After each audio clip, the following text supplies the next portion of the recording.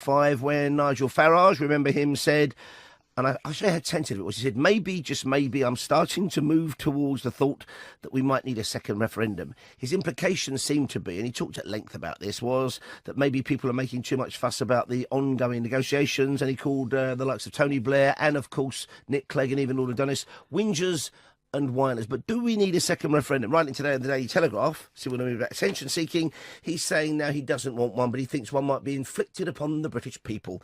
Let's get the thoughts of Alastair Campbell there, of course, political commentator, and of course somebody who I'm pretty sure would quite like a second referendum. Is that right, Alastair? Good morning and welcome back to Radio. Alastair. Good morning. Hello. Well, I mean, I think you're right, by the way, that he's being impish and mischievous and attention-seeking, but I think he's exposed, actually, something that a lot of the Brexiteers are feeling, that they're worrying. I think this argument is running away from them. I mean, I just heard him talking on another station where he was saying that he judged from his meeting with Barnier that we're just not going to get a deal anything like as good as we've got now. Well, that was always going to be the case. And I think that what's happening is that as people, I'm not pretending that there's been a sort of massive shift of opinion either way, but I think that a lot of people who either didn't vote or who voted leave are starting to get genuinely worried about the impact in real terms, the costs, the chaos. I mean, do remember, we were told this was going to be very, very straightforward. We were told that they were going to need us more than we need them. We were going to get more money for the health service, not less. Northern Ireland border issue was going to be very, very easy to sort out. And an awful lot of the false promises that were made are now being exposed as that. Now, I don't see this, in a sense, as a second referendum. I see it as we know, we've voted to leave the European Union, and you have to accept that. That's what happened June 23rd, 2016. But as we see what the future looks like, as opposed to all those promises, people are entitled to say, well, if I want to think again, I should be allowed to do that, and there should be a process within our political system that allows that. Okay, Alastair, can I just come in here? First of all, you said everyone said it would be straightforward. No one said that at all. But more importantly, what Farage did... No, hang on. No, they did not. No one said it was going to be straightforward. Everyone said there would be problems and issues. But anyway, more importantly, Farage... No, Can I ask you a question? Can I ask you a question? To let you get away with that. Well, let me get away with what? No one said it was going to be straightforward. Okay, let Alastair pick up on that. Alastair, over to you. Yes, they did.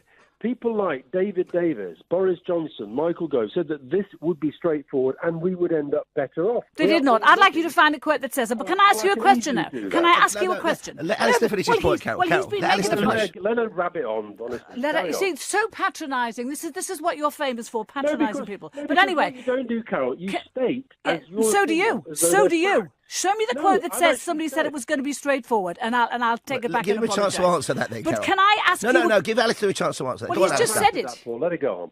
Said it. Let it go on. Well, let it go. My question was, what he said was, Farage yesterday, he said another referendum would silence the whingers and the whiners, but it wouldn't, would it? Because people like yourself believe you're right about Europe, and nothing, even if there was another referendum and Leave won by another 3 or 4%, it would not silence the likes of you. Well, certainly I am somebody who will always say what I think. And once the referendum happened, if you lose a vote like that, you don't suddenly have to accept that the arguments that you've lost to. Just in the same way as Nigel Farage, prior to the referendum being won by Leave, said that if it was very, very close, we couldn't remotely see that as the end of the matter. And what's interesting about this referendum, normally after a referendum, in most countries around the world, no matter how divisive and bitter the argument, countries tend to come together. That hasn't happened. And it hasn't happened because of whining and whinging and weasels and all the other stuff that he comes out with. It's happened because people are becoming more worried about the consequences. So if Leave won a second time, you are saying that you would still fight to have this overturned again. If the people voted a second time to leave the European Union, you would still fight to overturn that?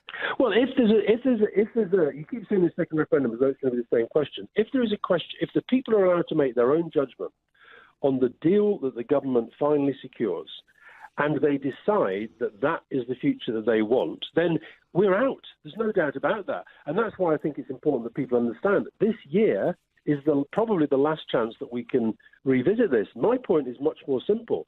It's not saying that because you seem to think that because there was a vote on one day in our democratic process, that is the end of the matter. That's what we were told, Alastair. excuse me, and even if Theresa May comes along and says, look, I'm really sorry, but this is going to be really bad for us, and the economy might be in real difficulty, and we're going to become a much less powerful country in the world. But we're not, and it isn't. The economy isn't in difficulty, and we're not. Well, no. Well, do you want to actually look at what's been happening this week? The economy is on track, according to the World Bank annual report. The UK is the premier place to do business. I must say, though, Carole, the problem with all that is I could quote another statistic which shows, for example, how much a reduction there's been in jobs advertised in the City of London. Unemployment is at a 42-year low. But the jobs on offer in the City of London are down by about 50%. We can all play. I can give you figures on growth. I can give you 5 years. We've got downward forecasts for the next 5 years. That's the first time that's happened. Every forecast that has been forecast for what would happen after Brexit has not been true. You don't want to believe. Neither do you. So let's get away from the... I'm happy to say it's a mixed picture. You're not. I am happy to say it's a mixed picture. Can I ask you, though? Sorry. I was going to say, can we both move away, all of us move away, from this notion of forecast, because they're about as much use as a cat on a submarine, all of them. And so you were saying there's a simple point here, and the simple point was what again? Well, in a democracy doesn't end on a moment. When you have a general election, you have the chance. If the Tories get into power, as a Labour supporter, I don't think, oh, well, they've won the election, therefore I'm going to support everything they stand for. When you have something like a referendum, which, because this is going to shape our future for long after we're all gone, then, and for our kids and our grandchildren, you are entitled, Carole is entitled, as is Nigel Farage and any else, to believe passionately what they believe. But as this goes forward through 2018, and as we know more about what this deal will or will not look like, I'm making the simple point that people are entitled to think again, and if they do think again and they are changing their minds, then the political process... But you do realise that you know the polls every bit as well as I do. The polls do not show, taken as a whole, that the people have changed their minds about leaving and remaining. The people who voted Remain still want to remain, The people who voted Leave still do. And actually, you can't speak for everybody, Carole. Well, no, what I can speak for is the posters. YouGov has published a history at the end of last year of what's been happening over every poll, as has BMG. And what they see is that the figures, the percentages remain about the same. In fact, it was YouGov who said Leave would be slightly ahead currently. Well, look, just as you're doing with economic data, you go to polls and you say the polls are saying. Polls say lots of complicated things. One of the things that they're saying at the moment, as I've just explained, is people are getting more concerned about the economic consequences. You have a situation now where both the government and the Labour Party and most of the media are effectively saying this is going to happen.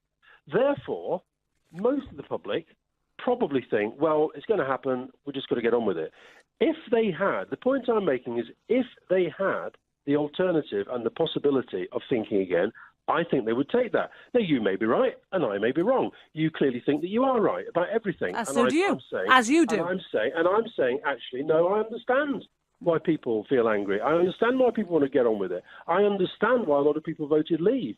My point is, we are now having a lot of the arguments that we should have had and didn't have during the referendum campaign for, in the main, on a pack of lies. Project Fear against Project Lies. Well, I mean, you can't talk about. We're talking about Project Fear with the Remain side. Put out lots of stuff on Project Fear, but more important, let me just talk about. He just said that. He said Project Fear was the Remain side. Can I just say here? Okay, can I just say that BMG put out a poll saying that. Why don't you just carry on saying what you always think? Well, yeah, that's what I'm here for. Not actually have a discussion. That's what I'm here for. The other person and says. that's what I'm here for. And I'm afraid we have to leave it there. But Alastair, we thank you for your time this morning. He's so rude, actually. You are incredibly rude. But me? No, he is. I've had my rude moments as well. He is incredibly rude because that's all he can do to actually win his arguments. No, he was actually saying he may be wrong. He said he may be wrong, and you may be right. Yeah. That's not rude. That's acknowledging that things... He's been rude to me throughout the time. Let her go on. Hello. That's not exactly being polite, is it? He doesn't want a discussion. Ding.